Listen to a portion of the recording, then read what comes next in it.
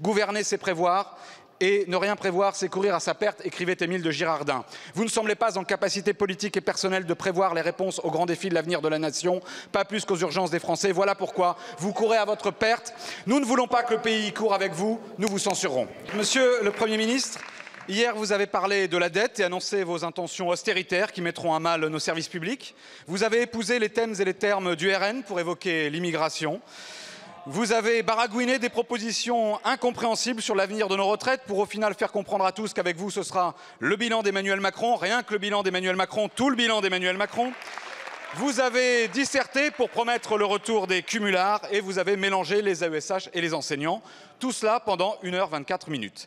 Mais vous n'avez trouvé qu'une minute montre en main et 3 banalités au compteur pour évoquer le plus grand défi de l'histoire de l'humanité, celui qui conditionnera tous les autres, celui qui met en péril notre environnement, qui est un sujet majeur de sécurité nationale et de tension géopolitique, qui a un impact d'une incroyable brutalité sur la vie quotidienne de nos concitoyens.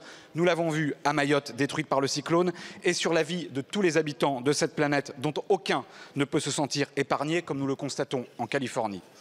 Nous ne nous satisferons pas, Monsieur le Premier ministre, sur le climat, sur la biodiversité, sur l'environnement, de digressions sur les bicyclettes à peau ou de poncifs éculés.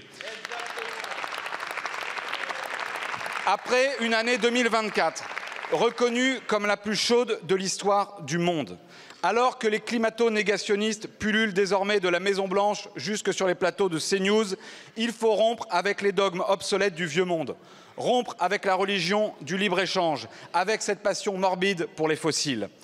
Combien, Monsieur le Premier ministre, de forêts incendiées, d'espèces décimées, de récoltes sacrifiées, de paysages défigurés, de régions inondées, de communes privées d'eau, de familles prises au piège de leur passoire thermique vous faudra-t-il pour ouvrir les yeux? Monsieur le Premier ministre, gouverner, c'est prévoir.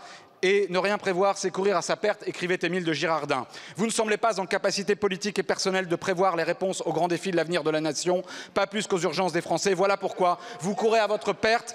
Nous ne voulons pas que le pays court avec vous, nous vous censurerons.